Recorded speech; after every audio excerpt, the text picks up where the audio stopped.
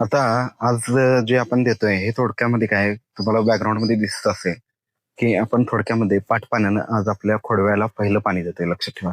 आता पहिलं पाणी जे देतोय आपण, तर पहिल्या पाण्याचा म्हणजे ऍक्च्युअली काय बरेच लोक काय करतात की पहिल्यांदा माती फोडून घेतात, खत टाकतात आणि मग पाणी देतात. पण आपल्याला आपण तसं केलेलं नाहीये. त्याचं कारण म्हणजे काय, जमीन खूप घट्ट झाली होती. कारण आपण ह्याला लास्ट ऊस थोडा होती, त्यामुळे आपण ह्याला पाणी थोडस दिलेलं नाहीये. जमीन जी आहे ती खूप आपली घट्ट झाली होती. तर जमीन जी आहे ती घट्ट होऊ नये, मऊ पडावी, ह्यासाठी आपण काय केलंय, आज पहिल्यांदा आपण ऊस कट झाल्यानंतर 10 दिवसानंतर जवळपास आज पाणी देतो. मला असं वाटलं की आपण काहीतरी ह्याला जेवणाचा डोस देऊया थोडक्यामध्ये. आता ऑलरेडी आपल्याकडे जे काही बॅक्टेरिया आहेत थोडक्यामध्ये, तर त्या बॅक्टेरियाचा आपल्याला उपयोग काय करता येतो हे विचार केला आणि त्याच्यानंतर आपण ठरवलं की एनपीके कन्सोर्टिया असेल, मेट्रिझिन बिवेरिया व्हर्टिसिलियम असेल, ट्रायकोडर्मा असेल, सोडोमोनास असेल, बॅसिलस असेल, हे जे जीवाणू आहेत ह्याचा आपण उपयोग ह्या पहिल्या पाण्याला करू शकतो. म्हणजे हा थोडक्यात काय, खोडवा उसाला जो झाला हा झाला आपला पहिला डोस जीवाणूचा थोडक्यामध्ये. ह्यावेळी थोडंसं मुद्दाम आपण थोडंसं जास्त वापरतो जीवाणू, असं माझा अंदाज आहे. कारण आता ह्यावेळी काय झालं होतं, आपलं जे ऊस लावलेला होता तो आपला काय आहे, तो ऊस जो आहे तो मिडलला नाहीये, म्हणजे सरीमध्ये नाहीये. आता तो ऊस आहे तो आपला काय डोक्यावर आहे.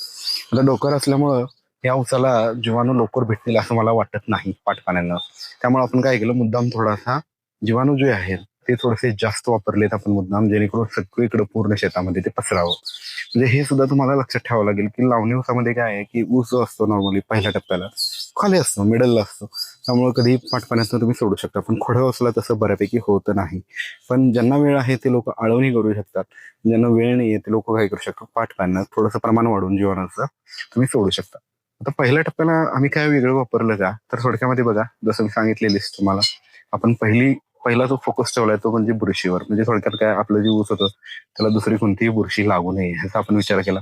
त्यामुळे आपण काय केलं, ट्रायकोडर्मा, सुडोमोनास आणि बॅसिलस हे जे 3 बॅक्टेरिया आहेत हे आपण सिलेक्ट केले.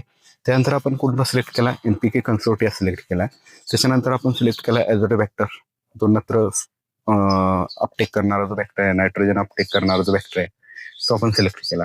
त्यानंतर आपण सिलेक्ट केलाय पीएसबी बॅक्टेरिया, जेणेकरून फॉस्फेट अपटेक म्हणजे थोडक्यात फुटव्यासाठी वगैरे आपल्याला खूप उपयोगी पडू शकतो असं फॉस्फेट बॅक्टेरिया किंवा पीएसबी आपण सिलेक्ट केला. त्याच्यानंतर आपण काय केलं, ह्याच्यामध्ये पोटॅश घेतलेलं नाही, लक्षात ठेवा. कारण पोटॅशचा आता ह्या मुवमेंटला मला वाटत नाही काही रोल आहे खरोखर. त्यामुळे आपण तो घेतलेला याच्यामध्ये नाहीये. ऑटोमॅटिकली एनपीके कन्सोर्टियामध्ये थोडाफार प्रमाणात असतो. त्यामुळे एनपीके कन्सोर्टियामध्ये थोडाफार प्रमाणात पिकाला भेटून जाईल. त्याच्यानंतर आपण काय केलं, व्हर्टिसिलियम, बिवेरिया आणि मेट्रायझिन हे जे 3 आहेत, बीबीएम ज्याला म्हणतो, त्याचा पण उपयोग केला. जेणेकरून जे काही कीटक बिटक असतील थोडक्यामध्ये जमिनीमध्ये मातीमधले ते थोडंफार कंट्रोल होतील. आणि स्पेशली हुमणीच्या हिशोबानं सुद्धा. आता काही लगेच हुमणी नसते, पण आपण एक प्रिकॉशनरी आपल्याला सोडायचं होतं कीटकनाशक म्हणून, एक जैविक कीटकनाशक म्हणून आपण काय केलं की व्हर्टिसिलियम, बिवेरिया, मॅट्रिझियम ह्याचा जो कॉम्बो आहे बीबीएम, तो थोडक्यात वापरला. व्हीपिकिंग म्हणून जो आहे आपला, त्याचं ग्रफकिंग नावानं सुद्धा आहे. तर हे आपण थोडक्यामध्ये वापरलं, जेणेकरून आपलं जे पीक आहे त्या पिकाला मुळाचा आपण विचार केला, नंतर स्फोरत पालाश अपटेकचा आपण विचार केला. त्याच्यानंतर आपण विचार केला कीटकांसाठी सुद्धा आपण सोडलं. आता बुरशीनाशक ऑलरेडी आम्ही काय केलंय, ह्याला एक छोटी फवारणी केली. M45 असेल किंवा बॅविस्टीन असेल, असं एखादं बुरशीनाशक घेऊन आपण ह्याचं ऑलरेडी एक काय केलं, एक थोडंसं जे कांड्या होत्या, जे ऊस तोडल्यानंतर जे राहते त्याच्यावर आपण मुद्दाम मारलं, जेणेकरून कोणतीही बुरशी त्याला अटॅच होऊ नये. पण त्याशिवाय आपण पहिल्या जीवाणूच्या डोसमध्ये आपण काय केलं, या पिकाला एक खोडवा आहे म्हणून आपण थोडासा ट्राय केला की ट्रायकोडर्मा जास्त प्रमाणात देण्याचा, जेणेकरून मुळं जी आहे ती कुजणार नाहीत, पटपट मुळं फुटतील.